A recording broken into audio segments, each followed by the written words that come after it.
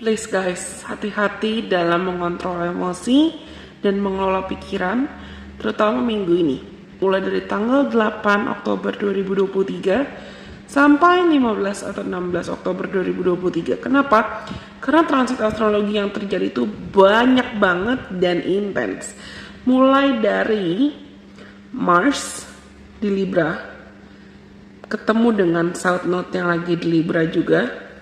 Yang kena dampaknya juga bukan cuma teman-teman yang zodiaknya Libra atau zodiak lain yang akan aku sebutkan, atau sign lain yang akan aku sebutkan. Lalu Venus pindah ke Virgo setelah 4 bulanan dia berada di Leo pada tanggal 9 Oktober 2023. Di 10 Oktober 2023 juga Pluto yang lagi transit di Capricorn akhirnya direct setelah retrograding selama beberapa waktu. Dan di tanggal 14 Oktober 2023 mau ada solar eclipse di Libra juga. Dampaknya apa? Transitnya akan membantu kita untuk akhirnya for once and for good, for once and for all, betul-betul melepaskan diri dari segala bentuk kemelekatan, ketakutan, hubungan-hubungan yang beracun, dan bahkan segala isu yang mungkin kita miliki tentang power struggles, money, stability, commitment, konsistensi. Kalau misalnya kalian ada yang selama ini punya isu atau punya ketakutan atau ngerasa terjebak dalam hubungan yang beracun, atau ngerasa terjebak dalam hubungan yang penuh dengan power struggles, atau orang-orang yang ingin mendominasi atau mengontrol hidup pun dalam cara yang kurang sehat, fakta dan kebenaran akan terbuka jelas dan terbuka lebar.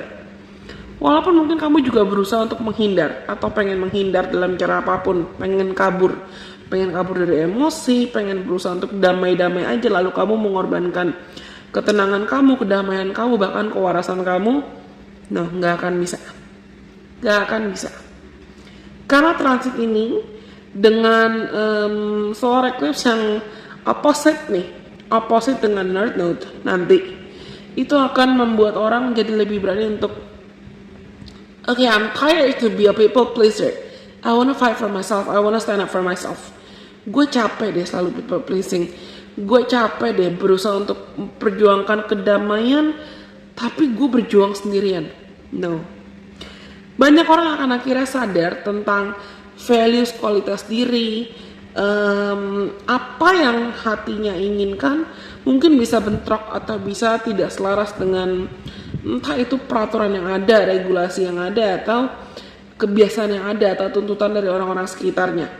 Tapi orang-orang akhirnya akan lebih berani untuk mengetahui, that's what I want and that's what I like.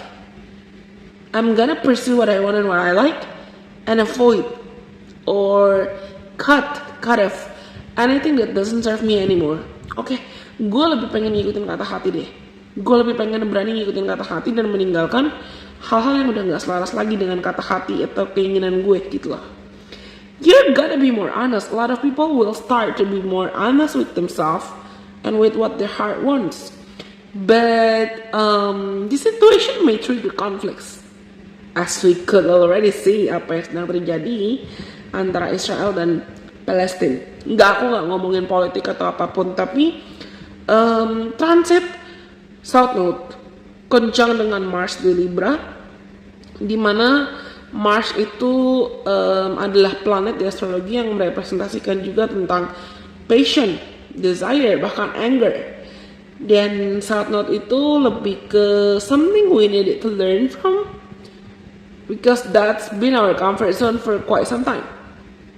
South Node yang ada di Libra dengan Mars yang ada di Libra mungkin akan membuat orang tuh jadi mudah meledak, jadi mudah combustible, jadi mudah marah. So please control your emotions, kontrol emosimu. Jangan sampai kamu mudah ke-trigger atau mudah marah di situasi sekarang, di present time, karena sebetulnya ada luka dari masa lalu, ada unfinished wounds atau unfinished business yang masih kamu pendam-pendam. Jangan sampai malah kondisi hidup kamu tuh bergesekan atau ada argumen atau kamu ngerasa mudah meledak-ledak. Sebetulnya bukan karena kondisi di present time, kondisi di waktu sekarang itu memancing kamu, tapi lebih ke kamu masih punya sisa residu, sisa emosi dari masa lalu yang belum kamu selesaikan karena luka atau trauma dari masa lalu kamu tuh ada yang belum selesai. Ada unfinished ones, ada unfinished business. Dan tapi nggak ada transit astrologi yang jelek, nggak ada transit astrologi yang negatif. Hanya saja dengan Pluto yang akhirnya kembali direct ini, walaupun Saturn masih retrograding, Jupiter masih retrograding, Uranus masih retrograding, dan Charon juga masih retrograding di Aries. Aku rasa transit ini akhirnya akan membuka fakta kalau bahagia itu pada akhirnya kita yang tentukan standarnya, kita yang tentukan maknanya. Dan perlu kita juga yang menentukan gimana langkah-langkah realistis, bukan hanya strategis, yang mau kita gunakan untuk memperjuangkan kebahagiaan dalam hidup. Sesuai standar masing-masing. Standar aku sama standar kamu mungkin beda. Dan banyak orang akhirnya akan benar-benar sadar gitu loh, buka mata kalau capek people pleasing terus. Capek berusaha ngikutin orang lain. It's time for me to be unique. It's time for me to be myself. Ini waktunya untuk menjadi diri sendiri dalam cara apapun. Tapi bukan berarti malah kesarnya jadi menjatuhkan orang lain atau senggol bacok dan mau menyakiti orang lain. Hati-hati agresi, aku sudah bilang hati-hati agresi, hati-hati jealousy, hati-hati argumentasi. Just keep your eyes on the prize. Tetap jaga pandangan kamu, kepercayaan kamu pada goals milikmu sendiri. Setiap orang pasti punya progresnya masing-masing dan punya spotlightnya masing-masing. Jangan bandingkan proses kamu atau pencapaian kamu ke spotlightnya orang lain. Atau jangan bandingkan proses behind the scene kamu ke spotlightnya orang lain dan vice versa. Okay? Just do it. I love you. Take care everyone.